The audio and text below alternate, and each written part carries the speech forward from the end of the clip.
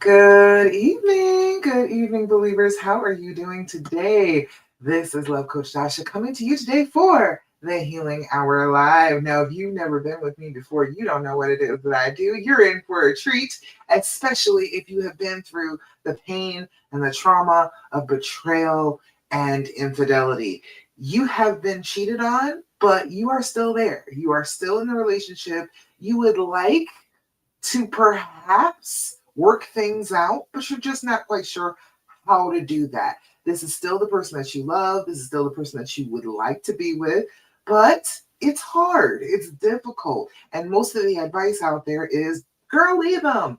Leave them. Yeah. Easier said than done, right? If you are in love with this person, you have built a life with this person, you don't want to leave them. What else do you do? What can you do about dealing with this infidelity? I am here to tell you what you can do. All right. So I am an expert on this because I have spent the last 18 years this month. And so it's my anniversary period as well. It is the anniversary of the last D-Day this month. That was 18 years ago. The last time we had to deal with the cheating and the women and the running the streets. That was the last time that we really had to deal with any of that. And I have, over the years, figured out the dreams formula in order to be able to heal from this, to be able to reconcile, and be able to move on with your relationship. I am doing it. All right. It is a good relationship. It is solid. We are still in love. I can trust him. I tell people all the time, you don't trust anybody 100%, but this is a person that I can definitely trust at least 90. All right. At least 90 on a regular basis. And I feel like 90 is an A. So that's pretty good. All right. I want you to be able to get back to the trust. I want you to be able to get back to the love. I don't want you to keep being stuck where you have been. So I am here to tell you all about it. All right. So if you are with me in the Love After Cheating group, or on Love Coach Dasha on Facebook, or if you're with me on YouTube, make sure you put in a comment. Make sure you give me some likes, give me some love. Let the algorithms know that you do like me and you do want to hear more of this message. Okay? So, make sure YouTube is up. I can see you on Love After Cheating. And then on Love Coach Dasha, let me make sure that's there. All right. Good. Seeing all the things. All right. So, what we always talk about, I always start off with the things that I call the practices. These are the things that I tell my clients. These are the things, the basics. This is a trauma. We must heal the trauma. These are the things you can do to start healing the trauma. That's where we're at with the practices. If you would like a copy of the practices, go ahead and put practice in my comments, and I will send you a link for the practices for these 5 things that you can do all on your own that are going to help you to start to heal this trauma, start to be able to move forward. Okay. So the first thing that I'm always going to tell you every time we get together, the very first of the practices is I need you to do your deep breathing. Have you been doing your deep breathing? If you have not, you are doing yourself a disservice.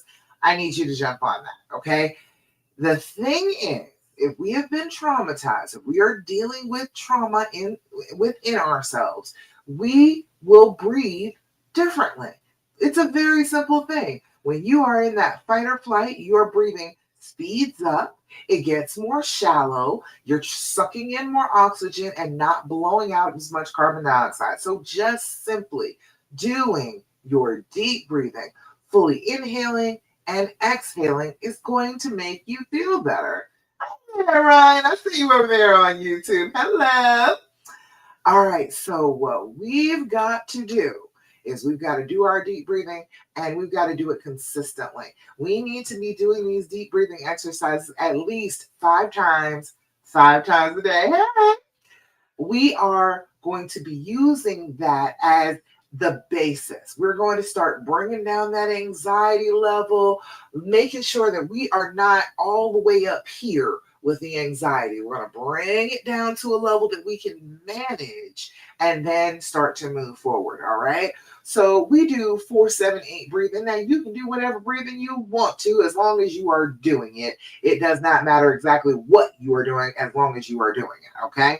But we are doing our deep breathing to center ourselves, to calm ourselves. We have been hurt, and our bodies and our brains need to know that we are protecting ourselves right now.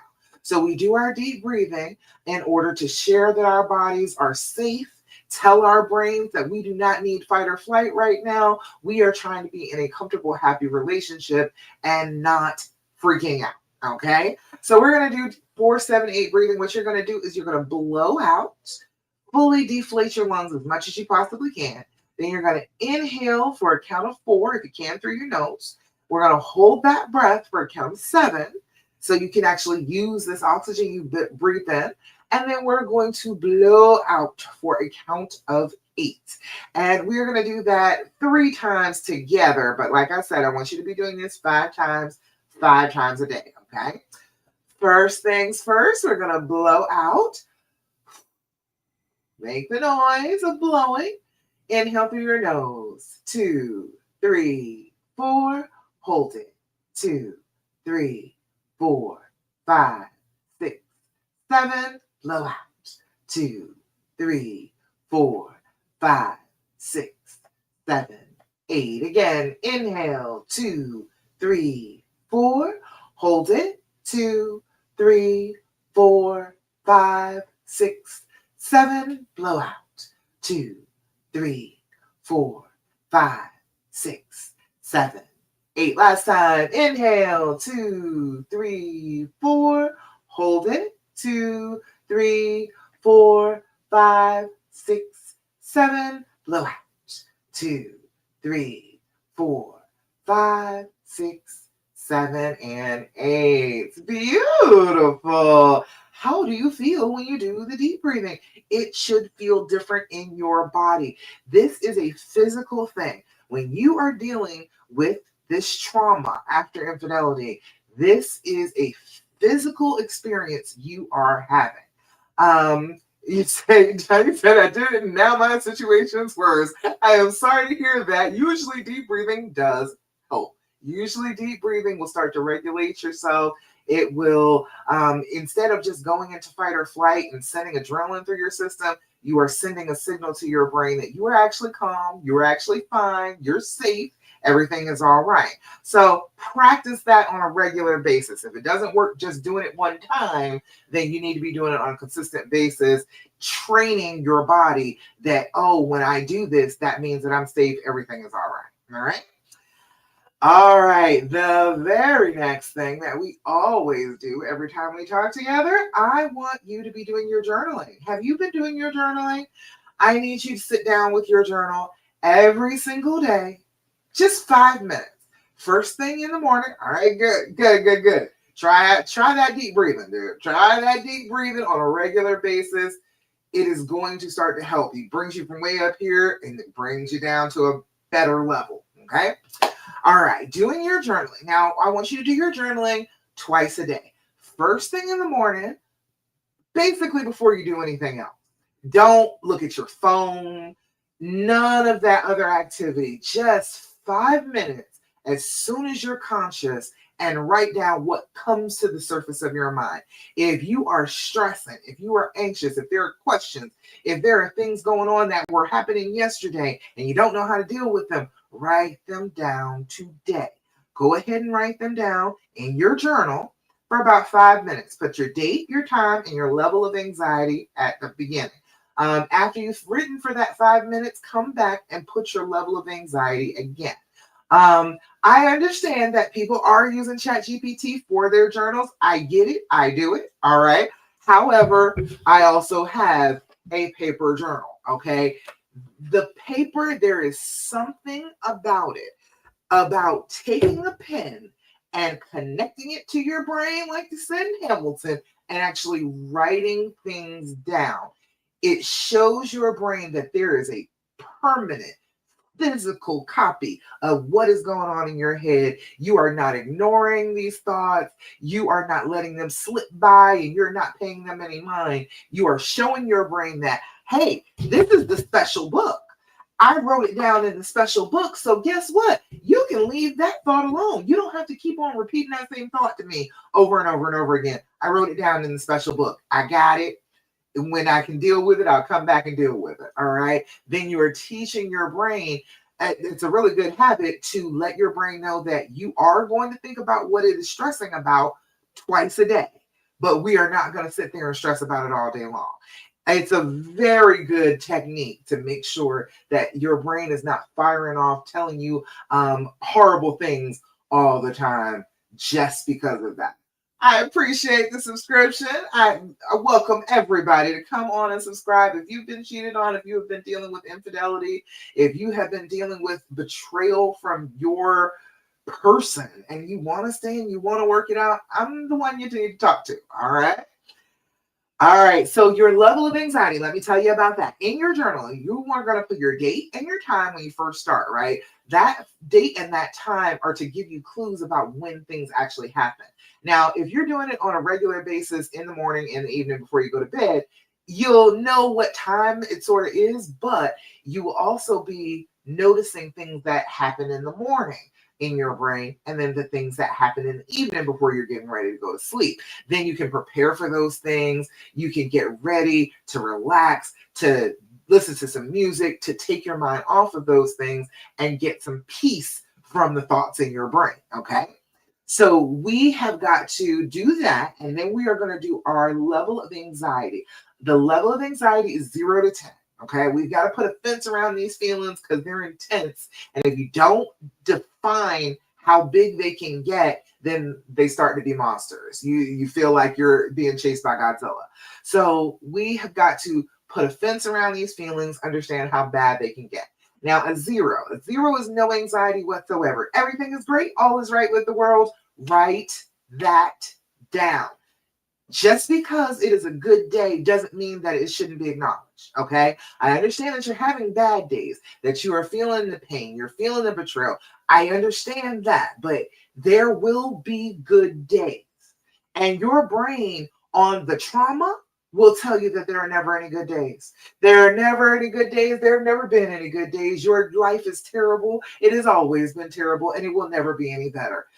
You will prove that your brain is lying to you when you consistently go into your journal and you flip pages and you're like, hey, no, these were 0 days. This is a 1 day. This is a 2 day. These were good days.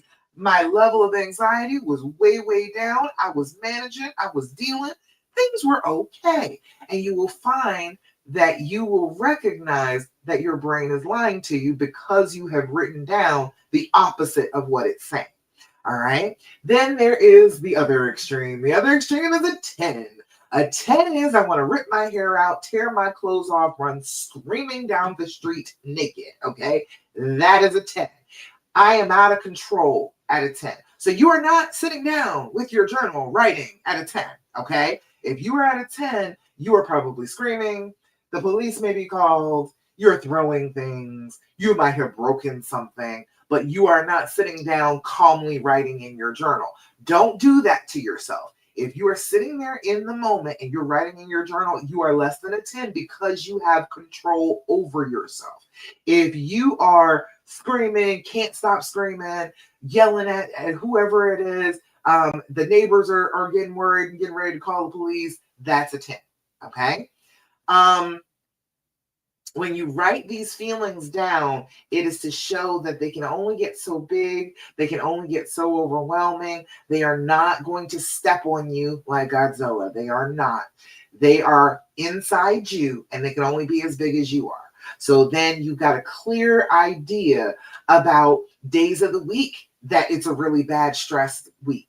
Times of the day where you're super stressed. You will know those things because you're writing them down. Okay? Next thing, the third of the practices that I am going to tell you about is to practice an attitude of gratitude, okay? When we are dealing with infidelity, betrayal, we are talking about grief. we're talking about loss. And the opposite of grief and loss is gratitude. When you're thinking about what you have lost, it is better to turn your thoughts towards what you do have. Okay?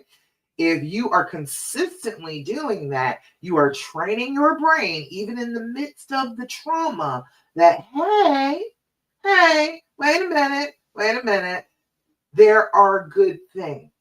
This is not all terrible. My life isn't awful. I have good things in my life. So that's why I'm a big proponent of Thirsty Thursday. I want to hear your good stuff. What are you grateful for? Put it in the comments. Ryan, thank you so much. I am grateful that you believe that I'm a good teacher. Thank you. Appreciate that. But put it in the comments. What are you grateful for? What are you in this week? Even if things have been bad, what do you look at and objectively say, I'm glad that's in my life. I am glad that that is a thing. I am glad that my son, my baby boy, is 18. I'm kind of torn because I'm like, my baby is a grown up now, but I'm also really grateful for it. You know what I mean? So it's both ways. Put in the comments anything that you are grateful for. I will shout you out because it is better to share that. When you are traumatized, when you are in pain, when you are miserable, it is very easy to share misery. And then when you share misery, you speak to other people's pain. You speak to other people's fear. Your fear speech talks to their fear speech, and then we keep on talking about fear. So we've got to change that around. Look for the things that you are grateful for to combat the grief of what you feel like you've lost, and remind yourself that you have wonderful things going on in your life every single solitary day that you need to remember. You need to take seriously and take to heart so that your brain doesn't forget them. So your brain doesn't think that everything is always awful all the time, which is a trauma response. All right. Let's see. Last thing, the last of the practices we're going to talk about right now is seriously. I need you to stop asking him all those questions about the affair. I know that every other group, every other guru, everybody who wants to talk to you about this is going to say, but you should be able to ask any question you want, anytime you want, and he should just answer any moment. I get that. I understand that there is a need for transparency after this type of betrayal has happened. However, number one, you're not in the place to hear all these answers. You are traumatized. What you are doing in that moment, when you are asking him a question, you are saying, hey, I believe the worst in you. I want you to tell me that I'm right about believing the worst in you. Okay, that is what you are doing when you are asking these questions. Your brain on trauma wants to know all of the information about the thing that hurt it. So if you are not resisting that urge, your brain is going to continuously ask questions. It's never going to stop. That's the second thing. There is no end to the questions if you don't end it. If you don't stop asking the questions, they're not going to stop. Your brain will just continue to think of excellent questions to continue to ask, even if they got to ask the same question over and over and over again to be able to compare and contrast and see if this person is actually a safe person for you. You get to decide what is safe for you. I understand that the trauma is saying that you can't be trusted to do that. I am here to tell you that you can. You can be trusted to keep yourself safe, even though you do not have control over what other people do. You are still going to be able to keep yourself safe by being aware and by not always listening to all that negativity inside your brain. That negativity came from the trauma. And so if you keep listening to it and keep questioning him and keep going down that path, that's the direction you're going to be heading. You're not going to be heading towards healing, towards forgiveness, towards compassion, if you keep doing what your brain is telling you to do while you're in pain. So we've got to switch that around Try and be grateful for things on a daily basis and stop asking all those awful questions that do nothing but make your life suck. Okay. Because when you ask those questions, don't it make everything worse? Everything feels much worse. You get answers that you don't want to hear. You get answers that might contradict an answer that you got before because you've asked this question 6 times. And you're like, well, the first 4 times I got this answer. And then the next 2 times I got this separate answer. So he must be lying. It's just that you ask a lot of questions and it's difficult to keep up with all the overview of what your brain is saying about him in the moment.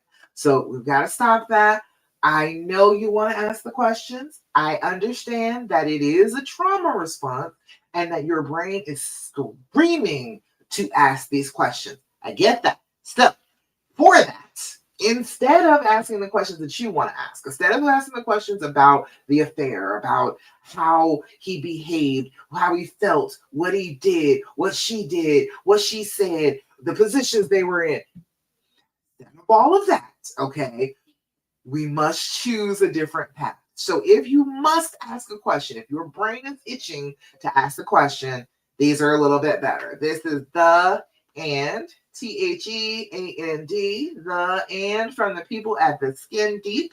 And this is an excellent one. This is the Healing Edition deck. And what you do is you ask questions to each other back and forth, and it is designed to foster a sense of connection. You are supposed to be asking each other questions that connect you instead of questions that will separate you. The questions that the trauma wants to ask will separate you. You are not looking for connection then. You are looking for ammo against him when you are doing that. When you are asking all those questions, you are not looking for connection. You are not looking for understanding and compassion. That's not what you're looking for. You are looking for ammo. You are looking for some bullets to fire. So we have got to stop doing that and instead ask a little bit healthier questions. So it will help to be able to ask a different question that is a safer question. If you start asking questions on your own, your brain will lead you down the path to questions about the affair automatically. So we don't want to do that. What we want to do is just lean into asking good questions. Okay. So the first one that I got for you is, who has more power in our relationship? And how do you feel about it?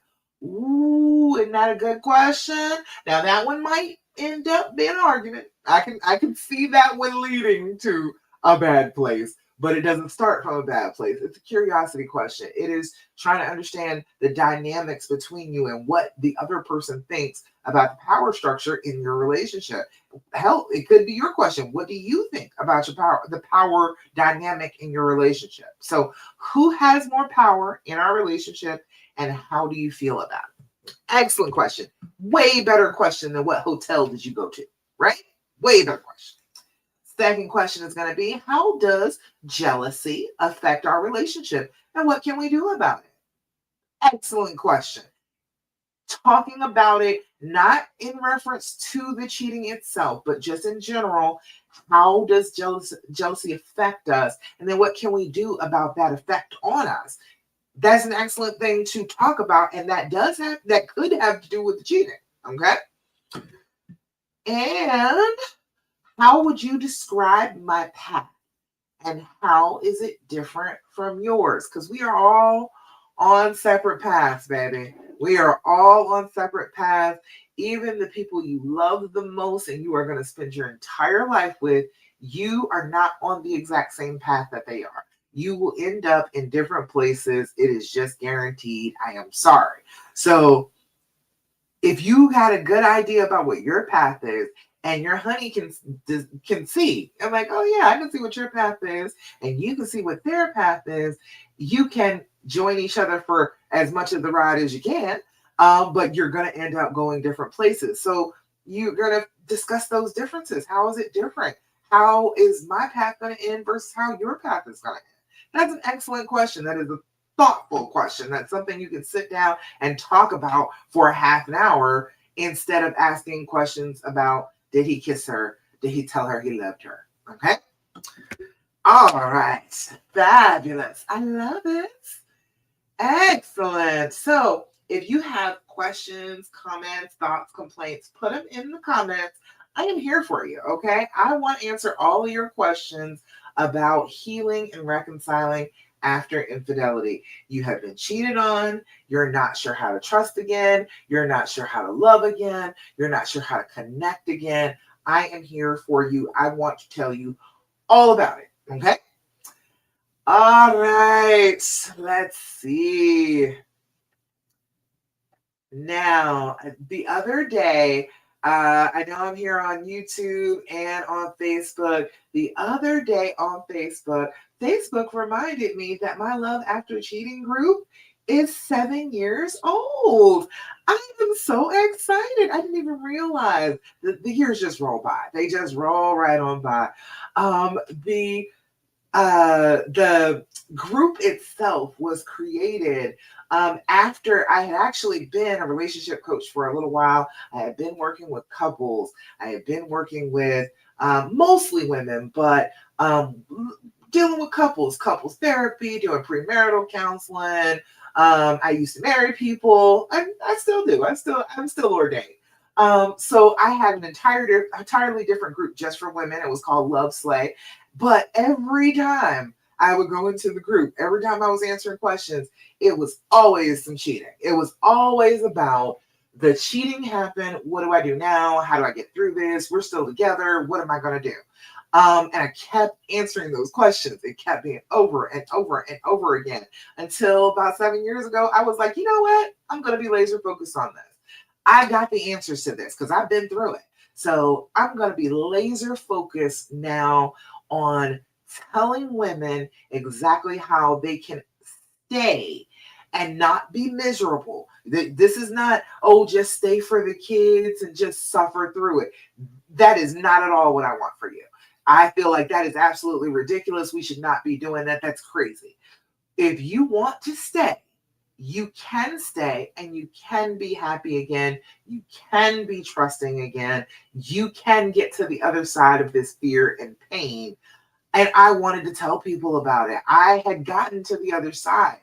I am eagerly over here waving people in so that they can come to the other side where it's healing and you feel better and you're connected and you love one another. And day to day, you don't have to sit there and worry about where they are. And you don't have to worry about the GPS. You don't have to do any of that stuff because you have gotten to a better place together. You are calmer, your body is regulated, your brain is regulated, and you are getting to a happier, more productive, safer relationship with this person.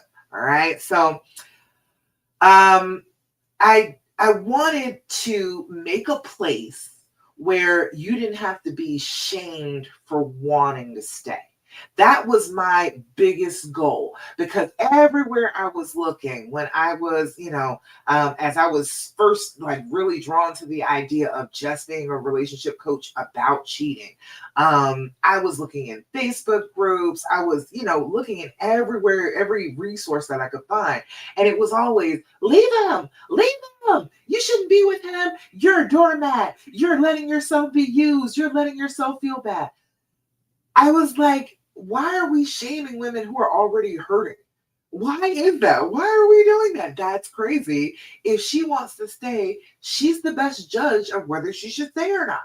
If you got issues with it, fine, but that doesn't mean give her a hard time about it. And that's why I created Love After Cheating, because I did not want any woman that I met up with, that I was trying to help get past this infidelity. I didn't want any of those women to feel like they should be ashamed.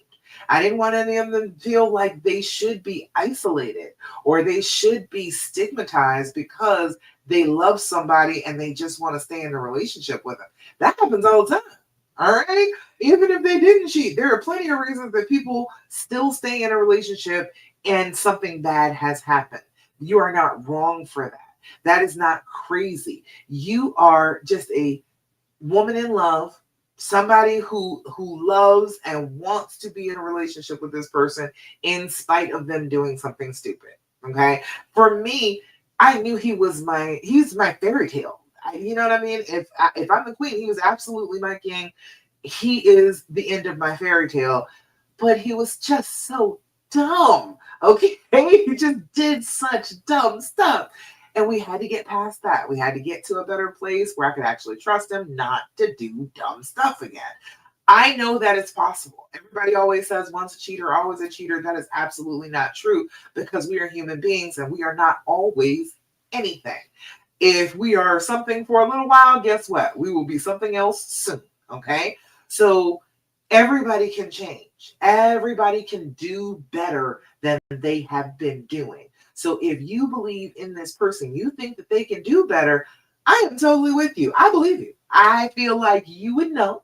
You have a good idea about this person. You chose them. And if you are saying that they are worthy of your forgiveness, of the work that you need to do to be able to heal from this, I absolutely agree. I think that you're absolutely right. I do not think that you're wrong. I do not think that you're a doormat. I don't think that you're a pick-me. I don't think that you're any of those things. I think that you are a reasonable, sensible woman who is in love and wants love in her life, and you are doing what you can do to get it. I'm proud of you. Okay? I am super proud of you for that. I don't feel like you should be given a hard time for that. Okay? So let me see, where am I in my notes? All right. So 7 years ago, like I whispered into the dark. I didn't even think that there would be so many women, but I just whispered into the dark, like, hey, I'm a woman who stayed. You want to know how to stay? And like thousands of women answered back, yeah, me too. I did it. I stayed. I'm not exactly sure what I'm doing, but if you got any clues, I would love some. And this group was like 6,000 women. It is so many women, and no ads, no really trying to get anybody into the group. I go answer questions for other people. I talk to people, and those women seek me out and they're like, hey, yes, absolutely. I hear what you are saying. I am exhausted trying to figure this out by myself. Please let me into the group. So Love After Cheating was just a result of me trying to figure out a nice, safe place for people to heal and figure out how to reconcile. And it grew. It grew. There were plenty of women. I was not crazy to go ahead and stay, and none of them were crazy either. We can have what we choose to have. Just because something bad has happened, that doesn't limit our choices. We are not painted into a corner just because we have been cheated on. You still have every choice about what you do going forward. And I want to support that. That is why I'm here. I want to support that and make sure that you never feel like you are painted into a corner. You have all the options and you can have the happiest, healthiest relationship in the future because you worked on it now. You decided to heal now. Okay. All right. Let me see. Where am I?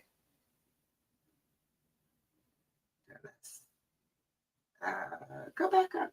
There we go. All right. So the lessons that I've learned. I'll tell you about the most powerful lessons that I've learned over the 7 years. All right. First of all, more than anything, staying after infidelity is not a weakness. It is not. It is a decision. Absolutely. And women who stay, they are staying because they feel like they have a love worth fighting for. All right. There is nothing wrong with that. You are not weak for seeing the love that you have and fighting for it. There's nothing wrong with that. That is a strong warrior woman thing to do. Go for it. Okay. The second thing is that healing is a choice that you're going to make over and over again. This is not just you wake up one day and you forgive and you're all healed. It's not how this works. We are actively working on a trauma. So there are going to be triggers. There are going to be times that the feelings bubble up to the surface again. You have to remember that you have decided on forgiveness, on reconciliation, on happiness, on connectedness, on compassion and forgiveness. You have to remember that you decided that already. and then carry on with that decision the next time it seems like you need to make that decision. Okay. Your love is real. It's worth fighting for. If it wasn't cheating, if it was an illness, if it was an accident, you would fight for your love. So there's absolutely no reason why you shouldn't fight for it right now. If you feel like this is the person that you want to fight for, you're not wrong. You're not wrong. The third thing is that connection is going to heal you more than the confrontations are. You're going to want to confront. You're going to want to talk about it. You're going to want to ask a whole bunch of questions. You are going to want to beat this into the ground. Okay. That's not the best way to go about it. Softening yourself is the strategy. Being a little bit softer. The fear and the pain wants you to be hard, right? You know what it feels like. The fear and the pain within you hardens something. It crystallizes something. It makes you want to beat them over the head. But if you can soften that, if you can inside you say, this is a person that I love and I want to be happy instead of angry and sad. I am choosing happiness and forgiveness and compassion. I am choosing that. And then deciding against the confrontation. That is going to lead you down the healing path every doggone time. Every time. Okay? The fourth thing is that most women are not broken. You are not broken after this has happened to you. I know it feels like it. Women describe it as shattered. I understand that it feels that way, that you are in pieces all over the floor. You are not broken at all. Every single response that you are having to this trauma, to being cheated on, is absolutely correct for the fact that you have been through a trauma. It is your body and your brain doing exactly what they are supposed to do in a situation where you feel like you're in danger. Okay? That's not broken. That is exactly what your body is designed to do. So you're not in any way, shape, or form broken. You are doing exactly what you are supposed to do. Now it's time to get up and heal from that point. Okay? Yes, you might have fallen apart. Yes, you might have felt shattered on the floor, but you are not broken. Okay? You are screaming for safety, but that does not mean that you cannot have safety. You can make your own safety. You can feel good. You can get past this and get to the next stage with your honey. All right. Number 5. The story that you are replaying in your head over and over again is probably not the truth. It's probably a lie. I know that your brain is screaming, he has never loved me. That's the only way he could have ever cheated on me is if he never loved me at all. That's the only possibility. It's not. People love and do the wrong thing all the damn time. Okay? There is a saying, you can sin and still love God. Okay? There is a person in there. Okay? We are just people. That's all we are. We do the wrong thing all the time. It's not a rarity. It's not, because we feel a certain way, that means that we never do the wrong thing. That's insanity. That story playing out in your head is not real. It's not real. Your brain will insist that it's real because it's trying to keep you safe. But safe is not the same thing as connected to the person that you love. Safe is not the same thing as having your arms wide open to love. It's not the same. So we can't listen to those stories that our brains are telling us all the time. I call it fear speech. Fear speech inside your head, that chattering of, oh, you should be afraid of this. What if this happens? You should be so angry. And the fear speech that comes from outside. Other people telling you, if you happen to tell somebody about the situation, they are immediately like, oh, I know you're going to leave him. You can never trust him again. He's going to be a cheater for the rest of your lives. You could listen to that fear speech, but the stories that they're telling are not your story, are they? Isn't this still your fairy tale? Do you want that to be the outcome of the story? If you don't want that, you have to change it. You don't just get handed a story, you got to act out the story. So if you want a different story, if you want your ending to be different than, oh, just leave him, he is no good for you. If you want it to be different, you have to do something different. You can't listen to all the fearful speech that you will hear. You've got to trust yourself, believe in what you want, and follow that. Actively do the things that you would do if you were healed and whole again. If everything was perfect, if all was right with the world, what would you do? What would you be like? Be that way. Act your way out of it. People get very stuck on the now. Right now, things are bad. Yes, indeed. That you could do that. You could say that anytime.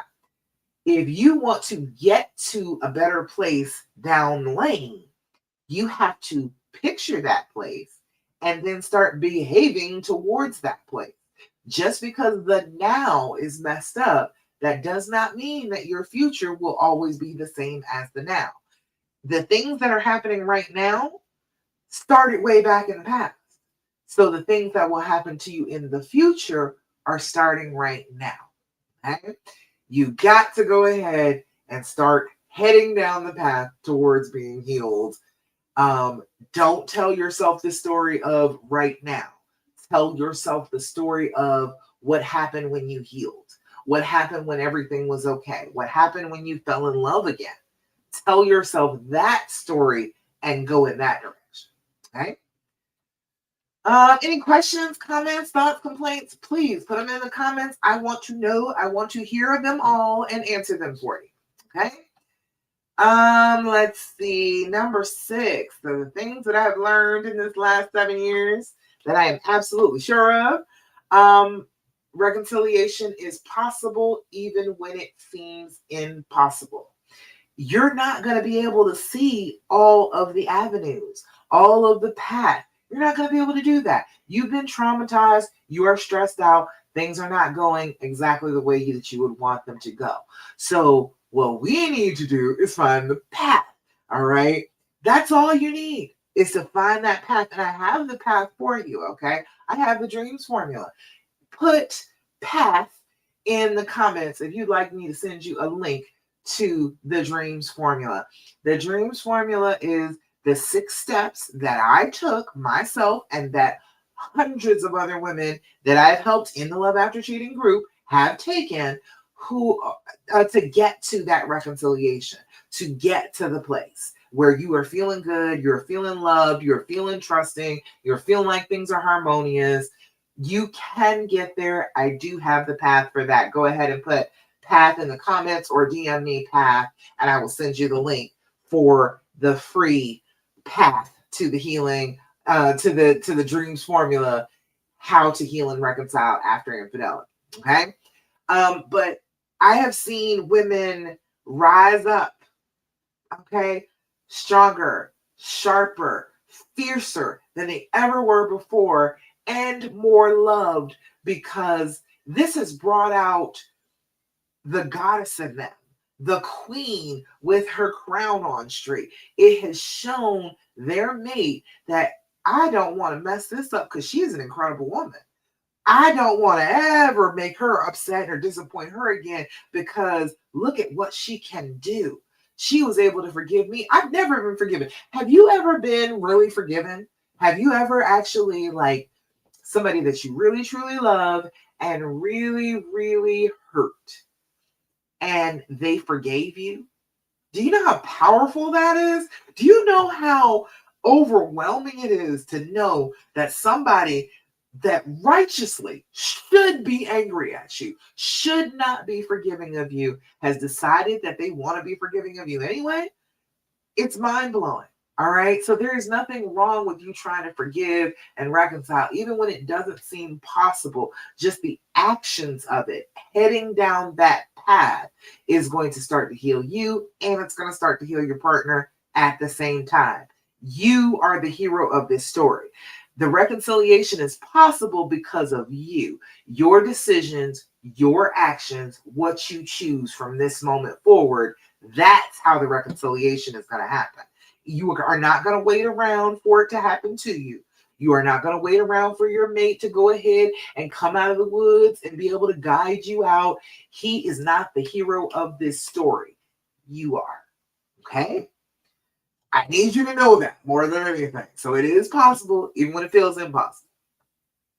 And the last thing, you don't get this far without support. No one is healing alone. I don't think any women in like the last 7 years, even if they do not directly talk to me, they're still in the group. They're still listening. They're still watching the lives. They are still absorbing the lessons and applying them to their lives. So you need some support. You need somebody who is going to be able to encourage you along this healing path, because there are plenty of people who will encourage you not to, right? There's tons of people out here who will just be like, oh, no, absolutely not. You should not do that, and you're stupid for doing it, and I'm not going to help you. All right. There are plenty of people out there like that, but I'm not one of them. Okay. I absolutely know that that is possible. You could heal, you could reconcile. I have done it, so I know that it's possible that that the two of you can get to a whole different place than you're in right now. All right. I'm not gonna bash you about it, and I don't think anybody should, but we don't live in a perfect world. But if you are desiring to stay and work it out, that can absolutely happen. And I know the ways. So you got to get up with somebody who can give you the right support to be able to get you on the path and then push you and get you back out into the sun again. Okay. Because these woods are deep and dark.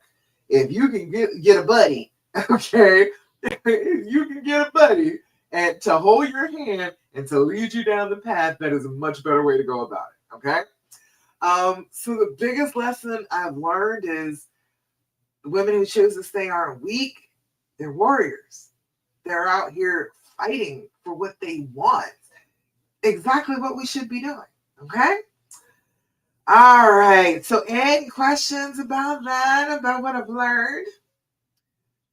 So this group, that my Love After Cheating group, if you are watching me on YouTube, go to my Love After Cheating group on Facebook. That is where all the women have gathered. That is where I do lessons, daily posts, talking to you about healing after infidelity. So if you're not in there, go over there and get up there. And if you're on YouTube right now, go ahead and make sure you subscribe so you don't forget about me, okay? But like year 8, what are we gonna be doing? Like, what is that gonna look like? I started this group 7 years ago because I knew so many women who still love their partner. They still wanted to be connected, they still wanted their family, but they were being shamed for it. So I didn't know that it was gonna grow into like thousands of women. I thought it'd be a couple hundred people, maybe eventually, and that'd be that. But as I was answering questions and getting women to understand that they could actually heal and they could get to a better place, it grew exponentially. I didn't think that this was going to be like a movement. I didn't think this was going to be my calling. I love working with couples. I love working with women. I love helping people to get back to the love, but I didn't know that this was going to be my actual calling. I thought this was going to be like a side gig, but it is turning into my whole entire gig right now. So I did know that the women who are staying, they're going to need support. They're going to need compassion. They need real healing, not any judgment. And I don't have any judgment. I have zero judgment for you staying. Whatever the situation is, however bad you think it is, I have no judgment for you staying. I'm actually proud of you. I feel like if you are going for what you want, that should be rewarded. You should get a pat on the back instead of criticism. Okay. So now in the group, we're stepping into the next chapter. All right. We are going forward. I'm doing things. All right. In this next chapter, what do we got in this next chapter? I definitely want to have more women choosing healing over fear. I don't want so many women to feel like there is no choice. They are backed into a corner, that they just have to leave their relationship. I don't want that for any women. If I can help it, I want you to know that you have choices. You can choose to heal instead of choosing to be afraid. And that is going to heal you up and have you being superwoman out here, okay? You're going to dissolve that shame. You're going to remember that you still have choices, and you're going to figure out that healing is normal. Just because you've been through trauma like this doesn't mean that that's normal. You shouldn't live like that all the time. We can get to a place where we are not in the midst of trauma. We are not in the midst of pain. We are happy and living our lives the way that we want to. Okay. The community is built on courage and softness and connection. We don't give each other a hard time. We're not out here in survival mode talking to each other. We're trying not to just spread suffering and bitterness. We are trying to spread hope and love and compassion. Like right now in the group, if you go to the Love After Cheating group, I have pinned posts, and Christine just got married. She put this up here on the 7th. She put this up here that she has been with her honey, and they have been through the trauma of the infidelity, and they got past that to the other side, and they just got married. She's a happy newlywed right now, even though he cheated. She is not feeling like, oh, I have to worry about him all the time. I got to be checking his GPS. I got to make sure that he's not cheating on me. She's not doing any of that. She has gotten to healed, and the two of them are walking into their happily ever after together.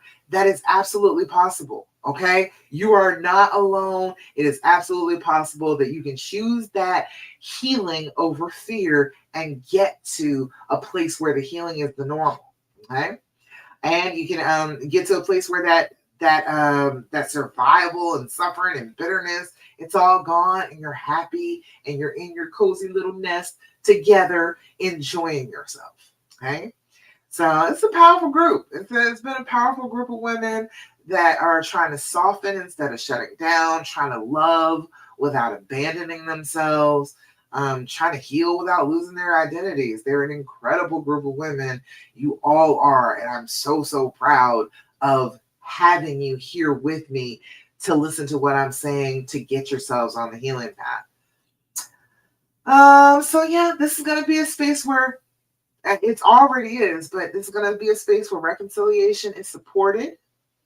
It is encouraged. You are going to get a pat on the back. You are going to get somebody who is in the comments saying, hey, yeah, absolutely. I'm so happy for you that you are doing this. I'm so glad that you have made this decision for your life. You will not feel alone coming into our group. And I want to do that. So we're going to try and do more live trainings, more healing rituals, more honest conversations, more love, more regulation, more of everything in the Love After Cheating group. Okay, so come join if you have not joined. If you're on my Love Coach Dasha page and you're not in my Love After Cheating group, why are you not in my Love After Cheating group? Come join us. Okay. All right. Let's see. That's about it.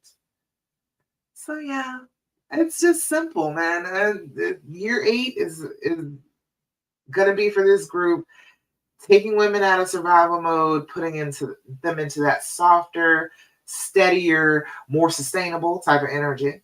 My vision is a community where women who have stayed after infidelity are not whispering their stories.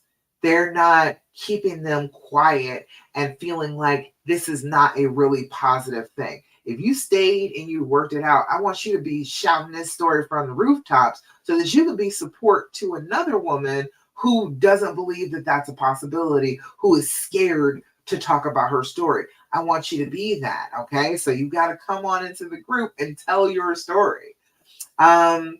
This is going to be the year that we stop apologizing for the love that we're fighting for. Just because you still love a person that hurt you doesn't mean you're wrong. It just means that you have a very loving, open heart. And why shouldn't you? Why should we try and make ourselves not be that way when we are? Why should we try and force ourselves into not loving when we do? You have every right to do that. You have every right to love. And I want to support you in that inside the Love After Cheating group, year 8. Okay.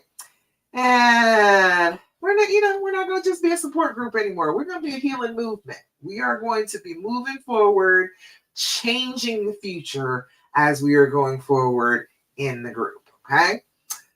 So let me see. Anything? Any questions? Let me look. Make sure anybody on Love Coach Dasha. Just want to make sure. Don't want to miss anybody's questions. Go back to the page. All right. Don't see any questions or comments over there. Had plenty of people over here on YouTube. Hi, YouTube. Come on and ask me questions if you've got questions about healing and reconciling after infidelity. Let's see. The last thing is I just want to offer you a little bit of a conversation with me. I have a group program. I have a self-led program that is called Happily Ever After Betrayal. That's going to be going on sale for Black Friday, but I want you to get on an enchanted reconciliation call with me. A call, one-on-one. We're going to talk. 45 minutes. We are going to sit down and we're going to talk about the path forward. I'm going to tell you about my Happily Ever After Betrayal program. Okay. You can absolutely sign up for that when you talk to me, but you don't have to. If you can get on a call with me, I am going to give you at least a 3-step program to start to heal right this second. You don't have to wait for a program or anything. You just go on ahead and get on a call with me and I got you. So I am going to put that in the comments. Oh, where did that one go? I'm going to put in the comments the link to get on a enchanted reconciliation call with me. It's going to be a 45-minute call. You are going to be able to tell me all about whatever is going on with you. And I am going to be able to tell you about 3 steps that you can take right this minute to get you out of the woods and offer you my program that is coming up because it is 7 years for this anniversary thing this week in the Love After Cheating group. That's why you need to go to the group. In the Love After Cheating group, I'm going to have a link up tomorrow that is going to be Happily Ever After Betrayal self-led course. However, in that course, I am going to add in 4 group sessions. You're going to get the self-led program, and we are going to have 4 group sessions for everybody that has signed up for it. So you can come, you can ask your question. You do not have to be lost. You do not have to feel like, oh, I'm not quite sure what I need to do here. You can just come to my group call, to my office hours, and we will sit down and we will figure this out. We will figure out exactly the steps that you need to take. So the first thing that you're going to need to be able to do that is get on an enchanted reconciliation call with me. So that is in the comments on Love Coach Dasha. It is in the comments on the Love After Cheating group. And I'm going to put it in the comments over here on Facebook. All right.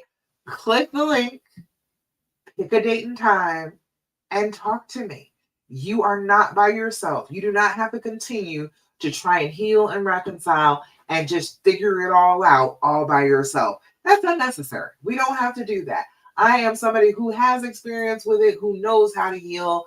I want to help get you out of this hole. Okay? All right. So I think that's about it. All right. All right. So the very last thing that we talk about every time is the last of the practices. The last of the practices is to do your affirmations. Have you been doing your affirmations? Have you affirmed yourself? I need to tell you one of the key things to know about affirmations is whatever you keep repeating to yourself is an affirmation. Okay? It does not matter what you're saying. It just matters that you say it over and over again. So if you are saying the thing, the terrible thing about yourself over and over again, you are affirming to your brain that that's what you want to believe. That's what you are choosing for your life. And your brain will do everything it possibly can to reinforce that belief. Okay? So instead of doing that, as we are trying to heal this trauma, we're trying to feel better. We're going to talk good about ourselves. We're not going to keep on telling ourselves awful things about ourselves. Why? Why should we do that? I know that it is a habit because it is a trauma response and your body and your brain just automatically do it. But I'm saying that you can make the choice that every day you're going to wake up, look yourself in the eye, and say your affirmation like you truly mean it. So then your brain has a recording of you saying good things about yourself, not believing bad things, believing good things, saying good things. And so then it starts to change your mind about you. The same way that gratitude changes your mind about the other things that are going wrong in your life, affirmations are going to change your attitude about you. Okay? So, what you do when you are doing an affirmation, you're going to look yourself in the eye. You're going to say it with all the conviction that you can muster. Every bit of, oh, I believe in myself, it needs to come out in your voice. You need to say this with authority. Okay? Look yourself in the eye and say it like you mean it. And repeat it several times so that your brain has a recording of you saying it over and over and over again. Think about it during the day. Repeat it during the day. Write it down as you're sitting there doodling, putting it in the edges of your journal. Put your affirmation down every single day and focus on it. It will start to change your brain. What you tell your brain to do consistently, it will do. So we've got to do our affirmations. So let me get an affirmation. This is an affirmation card I got from Five Below, but you can get them off Etsy. You can put affirmation in the comments, and I will send you a link to get affirmations and journal prompts from me for like 60 days straight. So put affirmation in the comments if you would like that. But this says, today I feel good. Today I know deep down that I look good, feel good, and I am a good person. Today I feel good. All right. Can we just feel good for today? We don't have to feel good every single day. I know it's hard. You're in pain, you're stressed, but you can feel good today. You could put the baggage down for just a little while and feel good about yourself, couldn't you? I think you're good. All right. Today I feel good. Today I know deep down that I look good, feel good, and I am a good person. All right. Excellent. That is about it, y'all. That's all I got for you for the Healing Hour Live. Now, next week is Thanksgiving. I totally forgot about Thanksgiving. I felt like it was like 2 weeks away. It's next week. So I will not be back until December 4th. So we won't be here next week doing the Healing Hour Live. I will miss you, but I will be stuffing my face and eating all the good food for Thanksgiving. So I won't miss you that much. But I will miss you, and I will be back December 4th, 9 p.m. Eastern Standard Time on YouTube, Love Coach Dasha on Facebook, and Love After Cheating private group on Facebook, okay? So that's about it. Thank you so much for joining me for the Healing Hour Live. I am so delighted to have all of you with me. I just want to tell you that I love you and I'm proud of you. I think that the world needs more people who are willing to love and forgive and understand and have compassion for other people. And if it just starts with just your mate, that's okay.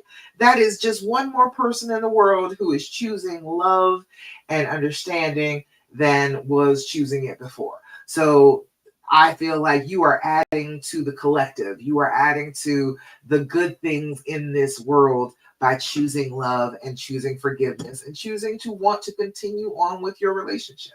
So I'm proud of you. Good job.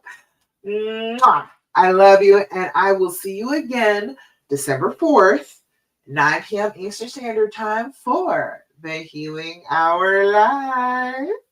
I'll talk to y'all later. Bye.